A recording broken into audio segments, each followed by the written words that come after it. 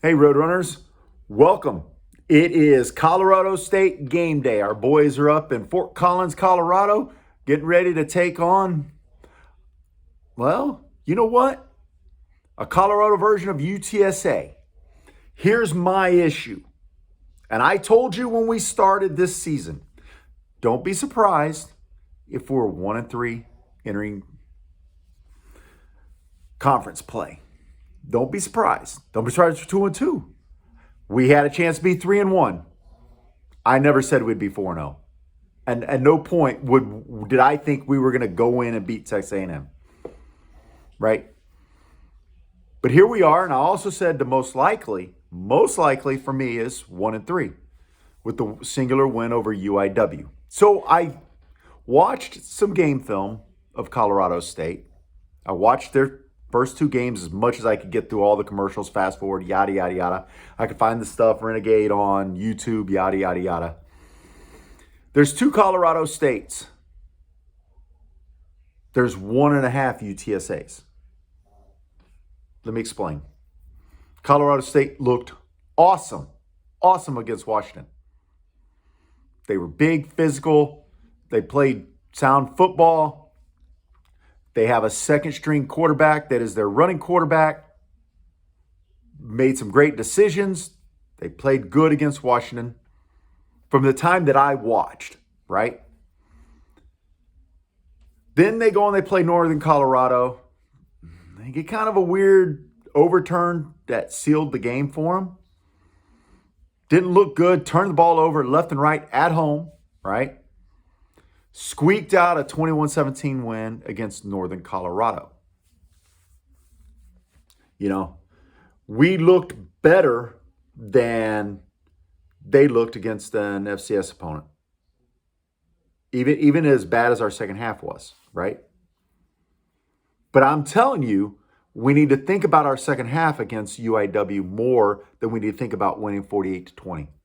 I'm not a doomsayer. I'm not any of that. We still won the second half, but we barely won it. Right? Just like they barely won. So what do you call that? Wash. Because I guarantee you, if UIW starts that guy for the second half against us, we're in trouble. What I saw Washington State able to do is throw the ball. And if he throws the ball, he has time. Their throwing quarterback has time to throw the ball. He's going to pick us apart, just like every other throwing quarterback has picked us apart. Is this a must-win game? Absolutely not. There's no such thing as must-win game.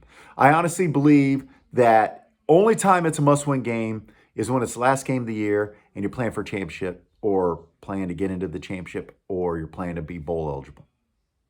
Right? That's when it's must-win. You can be 4-7 going into your final game. The last game of the year is not a must-win game, right? None of those games were a must-win game. What those games are we growing? Are we preparing for next year? Right? Now, my total concern is their ability to throw the football. Their quarterback is poised. He'll roll out and he'll square his body up and throw the ball down the field. Right? Their second-string quarterback, their running quarterback, when they run the read option, the original read option, he looks like he knows what to do with the football and find holes. So we have a choice. Sit back in coverage, drop more men in coverage, and stop their passing if we can, hoping that a front five will stop them from being able to run the football, right? Their stats don't look great, but they didn't play good against Northern Colorado. They played Washington State, and we had better looking stats. Our first half, hear me out. Our first half, Texas A&M team shows up, we steamroll Colorado State. We absolutely do. In my mind, that's it. That's the team that has to show up. That team doesn't show up, Oof. But let me ask you a question. That team, this is the issue with this football team, same as it was last year. That team, that first half team, Texas A&M shows up for 4 quarters. Do we still know our football team? No. We know the floor and we know the ceiling, right? We don't know how to stay in between. That's the problem with this team. That was a problem last year, and so far that's a problem this year. We don't know how to stay in between. Because if we knew how to stay in between,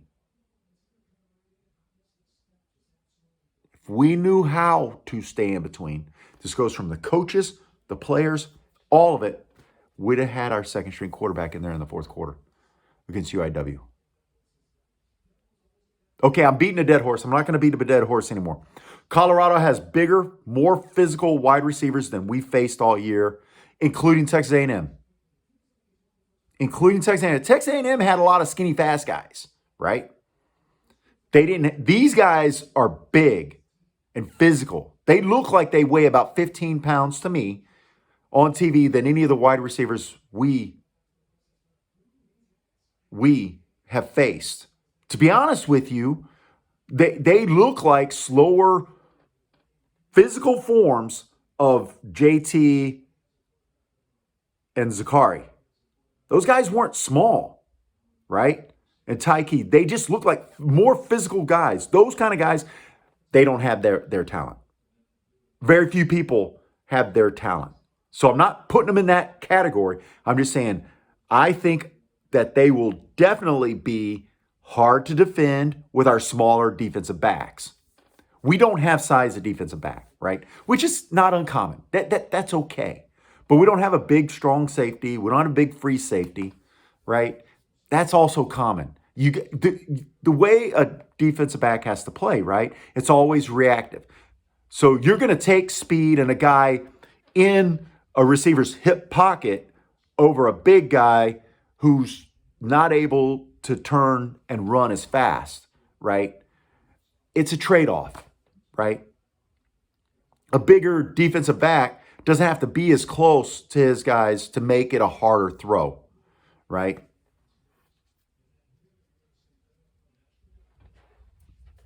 Whereas the smaller guys, it doesn't have to be as hard of a throw, but they're right there to defend it, knock it away. So that's how you have to look at our secondary in that term. But we have issues. I saw enough to be really, really, really worried. Really, really worried if Colorado State brings their A game. I'm really worried. I'm trying to think.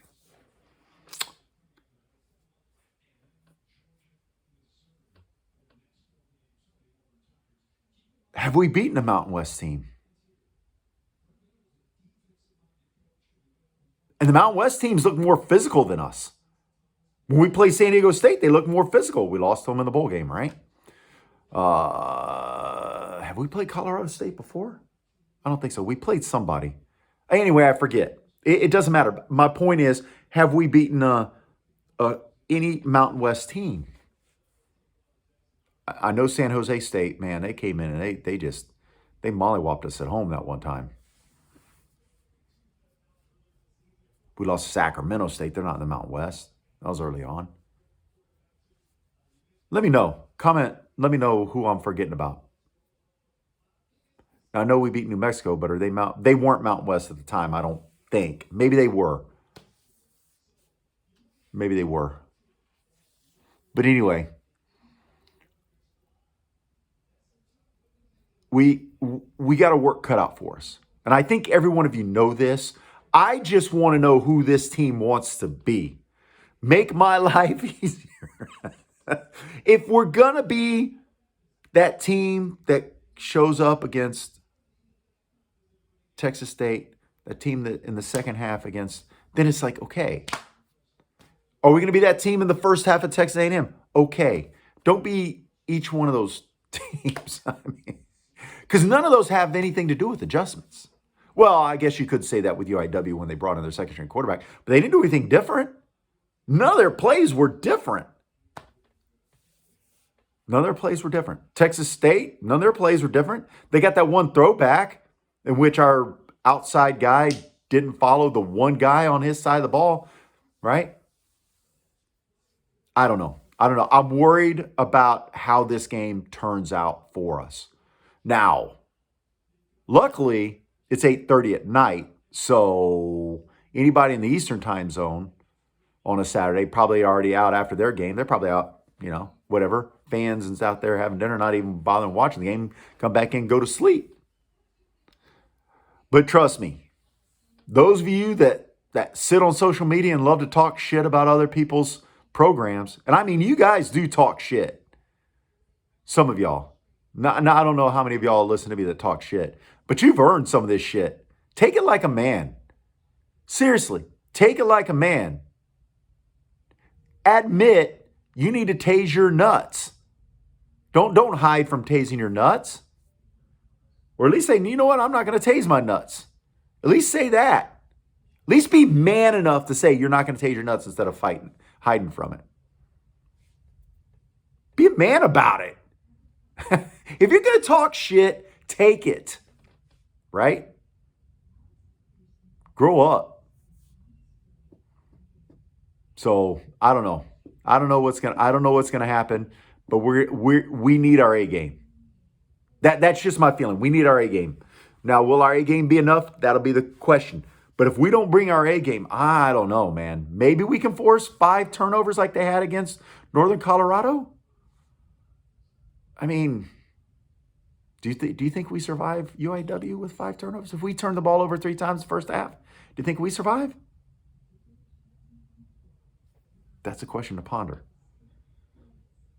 I'm not so sure we do. Anyway, Roadrunners, I will be out tonight at a pub, Ducky McSweeney's, whatever that place is called. Some Irish pub. Watching the Roadrunners.